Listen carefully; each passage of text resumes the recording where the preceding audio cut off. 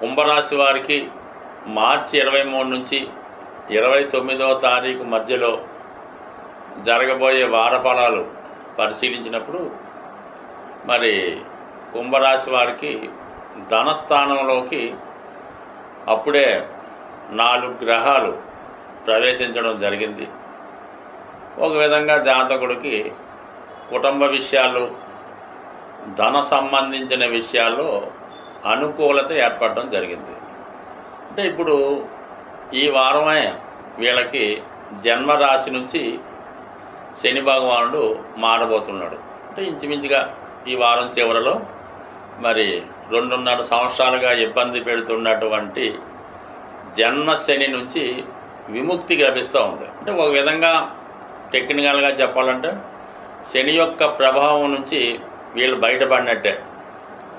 ఇంకా 2.5 సంవత్సరాలు ఉన్నప్పటికీ కూడా అందులో జాతకుడికి కొంత స్వేచ్ఛ ఉంటుందన్నమాట. తను మళ్ళా ఇంకొక అవకాశం శని భగవానుడు ఇవ్వడం జరుగుతూ ఉంటుంది. సరే, నువ్వేదో గతంలో పోగొట్టుకున్నావు, ఏదో పరీక్ష ఫెయిల్ అయ్యావు, జీవితంలో నష్టపోయావు, మళ్ళా నువ్వు ఏదన్నా నీ యొక్క రూట్ మార్చుకొని మళ్ళా మంచి మార్గంలో నడిస్తే నీకు క్షమాభిక్ష పెట్టి మరి ఈ 7.5 సంవత్సరాల్లో మరి మిగతా నువ్వు 5 సంవత్సరాలు కూడా అనుభవించావు కాబట్టి ఈ 2.5 సంవత్సరాలు ఈ శిక్ష నీకు రద్దు చేసి నిన్ను స్వేచ్ఛగా వదలడానికి ఒక అవకాశం ఇవ్వడం జరుగుతూ ఉంటుంది రేపు వారం నుంచి ఈ కుంభరాశి వారికి. అంటే ఈ స్వేచ్ఛ ఇవ్వడం ఎలా ఉంటుంది, వీళ్ళ మీద ఒక నిఘు ఉంటుందన్నమాట. వీడు ఏం చేస్తున్నాడు, గతంలోకి మళ్ళీ పేకాటికి వెళ్తున్నాడా, బార్ షాపుకి వెళ్తున్నాడా, ఏదైనా అసాంఘిక కార్యక్రమాల్లో పాల్గొంటున్నాడా, ఏదైనా స్మగ్లింగ్ కార్యక్రమాల వాళ్ళతో చేతులు కలుపుతున్నాడా, ఇవన్నీ ఆలోచించి ఒక నిఘు పెట్టడం జరుగుతుంది. మీకు 15 రోజులు 20 రోజులు టైం ఇచ్చి మీరు మళ్ళీ మార్చుకుంటే మీరు స్వేచ్ఛగా ముందుకు వెళ్ళిపోతారు. లేని పక్షంలో మళ్ళీ ఎగైన్ మీ మీద మరి ఒక 2.5 సంవత్సరాల పాటు మళ్ళీ మిమ్మల్ని శని తన యొక్క ఆధీనంలోకి తీసుకోవడం జరుగుతూ ఉంటుంది. అంటే శని ఆధీనంలో తీసుకోవడం అంటే సౌకర్యాలు దూరంగా ఉంటాయి, పని చేసినంత వరకే మీకు ఫుడ్ పెట్టడం జరుగుతూ ఉంటుంది. అలాగే సుఖమైన జీవితానికి, శుభ్రమైన పడకకి, ఈ అనుబంధానికి దూరం చేసి తను మిమ్మల్ని ఆధీనంలో తీసుకొని మళ్ళీ మిమ్మల్ని క్రమశిక్షణలో పెట్టే మార్గం చేయడం జరుగుతూ ఉంటుంది. మరి ఈ కారణం వల్ల మీరు మరి రేపు వారం నుంచి మీ యొక్క నడవడిక, పాత వ్యవహారాల నుంచి బయటపడితే కంప్లీట్గా మీ యొక్క ప్రోగ్రెస్ స్టార్ట్ అవుతుంది.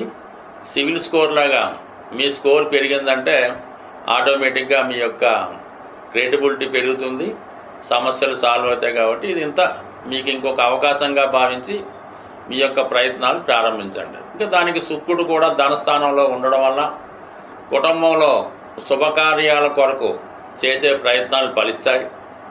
చాలా కాలంగా దూరంగా ఉన్నటువంటి మీ యొక్క కుటుంబ సభ్యుల్లో ముఖ్యంగా ఉన్నత స్థాయిలో ఉన్నటువంటి స్త్రీలు, మీ కుమార్తె కావచ్చు, కోడలు కావచ్చు, మీ భార్య కూడా కావచ్చు, తిరిగి మళ్ళీ మీ కుటుంబంలో కలుసుకొని కుటుంబంలో పెండింగ్లో ఉన్నటువంటి కార్యక్రమాలను పూర్తి చేయడం జరుగుతూ ఉంటుంది. అలాగే రవి కూడా అక్కడ ఉండడం వల్ల అధికారంలో ఉన్నటువంటి వ్యక్తులు కానీ, మీ తండ్రి సమాన వ్యక్తులు కూడా మీకు సహకరించి మీ సమస్యల నుంచి బయటపడవేసి మీ యొక్క కొత్త జీవితం ప్రారంభించడానికి అనుకూలించే అవకాశం ఉంది. ఈ సమయంలో మీరు ఏమైనా ఒక స్థిరాస్తి లాంటిది కొనుక్కుందాం అనుకున్నా, లేదంటే ఒక వ్యాపారం పెట్టుకుంటాం అనుకున్నా, లేదంటే ఒక వాహనం కొనుక్కుందామన్నా దానికి తగు విధమైనటువంటి ఆర్థికపరమైనటువంటి సహకారం కూడా మీ కుటుంబ సభ్యులు మీకు సహకారం అందించే అవకాశం ఉంది. దానికి ధనాధిపతిగా ఉన్నటువంటి గురువు చతుర్థ స్థానంలో ఉండి చతుర్థాధిపతి శుక్రుడితో ఈ పరివర్తన కారణంగా మీ పేరున మీ కుటుంబ సభ్యులు ఒక స్థిరాస్తిని కొని మీకు ఇవ్వడం జరుగుతుంది. బట్ ఏదైనా మీరు ఇంకొక అవకాశంగా భావించి ఈ వారం నుంచి మీ యొక్క మంచి ప్రయత్నాలతో నిజాయితీగా ముందుకెళ్తే కంపల్సరీగా మీరు మరి ఒక 5 సంవత్సరాలు లైఫ్ మీకు బ్యాక్ వెళ్ళి అక్కడి నుంచి మళ్ళీ ఈ ప్రోగ్రెస్ స్టార్ట్ అవుతుంది. స్వస్తి. గ్రహాలు మన గోచారం లాంటి ఫాలో అయినప్పుడు కొన్ని గ్రహాలతో కలిసినప్పుడు కొన్ని రంగాల మీద వాటి ప్రభావం చూపడం జరుగుతూ ఉంటుంది. మరి ఇప్పుడు ఏమైందంటే శుక్రుడు ధనకారకుడు, అన్ని సంపదలకి కారణం అవుతూ ఉంటాడు.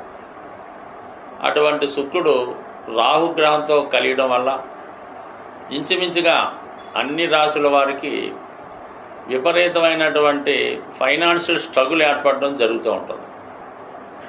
అలాగే సొసైటీలో బాగా నేమ్ కలిగినటువంటి స్త్రీలకి కొన్ని అపవాదాలు కానీ అనారోగ్య సమస్యలు కానీ కనబడుతూ ఉంటాయి.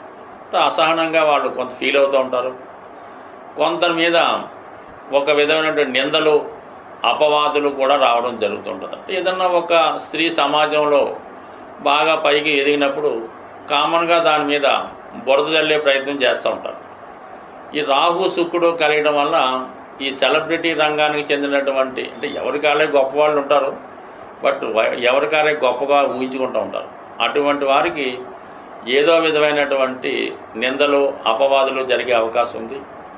ఎక్కువగా భార్యాభర్తల మధ్య కానీ కుటుంబ సభ్యుల మధ్య కొన్ని అపోహలు అపనిందలు ఇలాంటివి వచ్చే అవకాశం ఉంది. కాబట్టి దాని పరిహారం నిమిత్తం ఏం చేయాలంటే, ఏదైనా రాహుగ్రహానికి పరిహారం అన్నది చాలా సులభంగా చేసుకోవచ్చు. దాంతో మనకి ఈ వారం చివరిలో అమావాస్య రావడం జరుగుతుంది. ఏదైనా రాహుగ్రహానికి అమావాస్య లేదా అష్టమి తిథుల్లో పరిహారం అన్నది చాలా తొందరగా దాని ఫలితం కనబడుతూ ఉంటుంది. మరి ఈ సమయంలో ఎవరైతే ఇటువంటి విపరీతమైనటువంటి ఆర్థిక సమస్యలు, అలాగే నయం కాని దీర్ఘకాలిక రోగాలు, అలాగే భరించరాని అపనిందలు అపవాదులు ఉన్నవాళ్ళు మరి ఈ అమావాస్య రోజు మరి వాళ్ళు ఒక కొబ్బరికాయ, అంటే పీసుతో ఉన్నటువంటి కొబ్బరికాయ, ఈ పీసుతో ఉన్నటువంటి కొబ్బరికాయని మరి మీరు తల నుంచి పాదాల వరకు అది 3 సార్లు క్లాక్ వైజ్లోను 3 సార్లు యాంటీ క్లాక్ వైజ్లోను తిప్పి ఏదైనా ఒక పారే నదిలో కానీ సముద్రంలో కానీ ఏది దొరకనప్పుడు చెరువులో కానీ దాన్ని విసర్జించి మరి వెనక్కి తిరిగి చూడకుండా రావాల్సి ఉంటుంది. ఇది కేవలం చీకటి పడుతున్న సమయంలో చేయవలసి ఉంటుంది అన్నమాట. అంటే ఇంచుమించుగా సూర్యాస్తం అయిపోయి ఇంకా మనకి ఇంచుమించుగా ఒక 6:30, 7, 8 గంటలకి ఈ ప్రక్రియ చేయవలసి ఉంటుంది. ఇంకా ఇంకొక రెమెడీ ఏంటంటే, ఇక బాగా అసహనంగా ఉంటూ కొంతమంది మగపిల్లలు కానీ ఉద్యోగస్తులు కానీ చాలా ఏది చేయలేని పరిస్థితి, ఒకప్పుడు చాలా ఒక వెలుగుతారు, చాలా స్ట్రగుల్ పడుతుంటారు, ప్రతిదానికి కూడా ఇతరుల మీద ఆధారపడుతుంటారు, ఒక మానసికంగా మనసు దెబ్బతిన్నట్టు మానసికంగా ఇబ్బంది పడుతున్నట్టు కనబడుతుంటారు. అటువంటి వారికి బూడిద గుమ్మడికాయ తీసుకొని ఇదే అమావాస్య రోజు ఈ సంధ్యా సమయం సాయంకాల సమయంలో మీ కుటుంబంలో పెద్దవారు కానీ లేదా ఎవరైనా కొద్దిగా అనుభవంగా పెద్దగా ఉన్నవాళ్ళు ఈ అబ్బాయిని ఈ బూడిద గుమ్మడికాయతో దిష్టి తీయవలసి ఉంటుంది. అంటే రైట్ సైడ్ 3 సార్లు, అలాగా యాంటీ క్లాక్ వైజ్లో 3 సార్లు చక్కగా దిష్టి తీసి దాన్ని చక్కగా బ్రేక్ చేయవలసి ఉంటుంది. బ్రేక్ చేసి ఎవరింటికి రావడం జరుగుతుంది. ఎవరైతే ఈ దిష్టి తీసారో వాళ్ళకి ఒక 18 సంఖ్య వచ్చే విధంగా ఒక 18 రూపాయలు, 180 రూపాయలు, 1800, 18,000 అది మీ యొక్క శక్తి కొలది వారికి ఇవ్వవలసి ఉంటుంది. మీరు చక్కగా ఇంటికి రావాల్సి ఉంటుంది. సో ఈ విధంగా ఈ కొద్దిపాటి రెమెడీస్ చేసుకోవడం వల్ల ఏదైనా అమావాస్య రోజు ఏదైనా టెంపుల్లో మీరు ఒక 4 కొబ్బరికాయలు సమర్పించిన, ఒక గుమ్మడికాయ సమర్పించిన చాలా వరకు ఈ రాహు చేత పీడించబడుతున్న వాళ్ళు దాని నుంచి బయటపడే అవకాశం ఉంది. స్వస్తి.